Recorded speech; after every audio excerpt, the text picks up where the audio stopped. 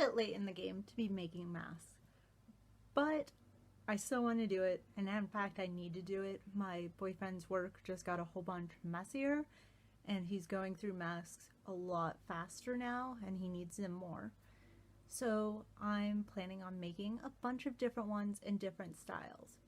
The thing I'm looking for is what mask actually works really well, especially for someone who has no printer.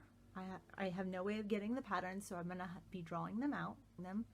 I was hoping 2 months ago that my tailor's tools would come in and I could use those, but I'm going to be using a basic ruler and freehand for most of my patterns since they are probably not coming. It's been 2 months and I'm real sad. And then I'm going to look at fit. How easy is it to get a good fit? And I'm also going to be looking at shape overall, because I know some people find masks horribly uncomfortable. My boyfriend has asthma too, and I've been looking a little bit into it, and I think the main issue is that when a mask pressed against your mouth, you start breathing through your mouth to try and like open up your airways, and in some people that can cause a panic response. So where does the mask hit on the face? You want a good seal going down from the nose to the sides and under the chin, but it doesn't necessarily have to be pressed up against the face.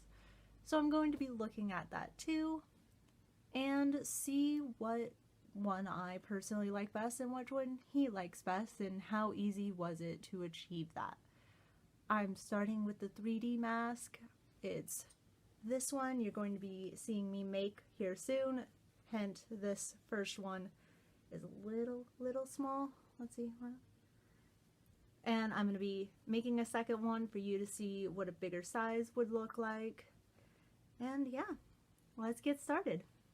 This is where I explain that my iPad's mic broke, and I'm going to half-heartedly explain what's going on here.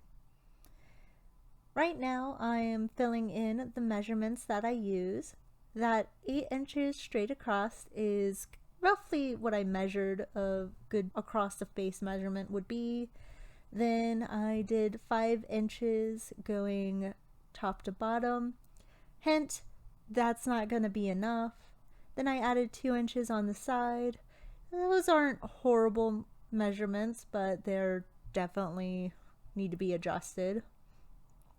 This is where I'm explaining that I used a window to make sure both sides were equal, because we're not using any fancy tools here, because I didn't have them.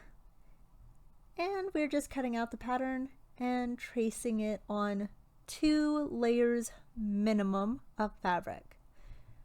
2 layers is decently effective and pretty easy to sew, but it's recommended that you use 4 layers of cotton. I say cotton because natural fibers are actually really good at absorbing moisture. So this is good for a number of reasons. One, if you get sweaty at all, it will draw moisture away from your face, preventing, hopefully, mask acne and all that fun bit. If you spit while you talk, the mask will capture that instead of a polyester, which won't. Polyesters leave moisture right where they are, so all that grossness is not absorbed into the mask, which is the point of the mask and why we're wearing them, to capture gross shit that spews out of people because humans are gross. So natural fibers is the best choice for your mask.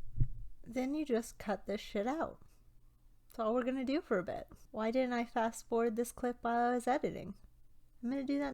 Here's where we begin to sew it together. You're going to turn the fabric to the wrong side out, pin it, and I'm gonna go ahead and add a nose piece to this mask because I ordered a bunch of them. I may as well use them, and hopefully it gets a closer fit around the nose. I go ahead and encase that in the seam and sew it shut on only 1 layer of the fabric, and then go back behind myself and sew those 2 layers together on the actual seam line.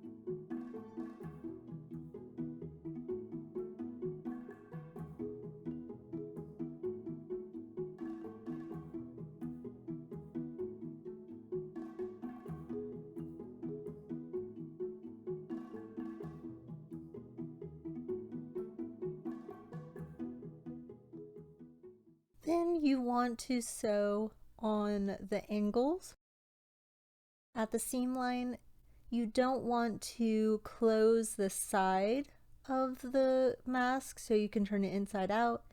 And I just cut off some of the extra fabric so it's not as bulky around those corners when, here we go, turn it inside out.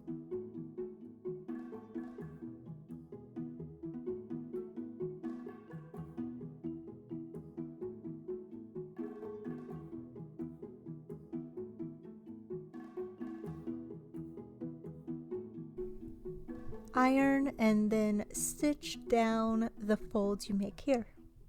For my elastics, I just tied them together, and I decided in just a second to switch them to the outside of the mask. That way there's not like stitches right against your skin.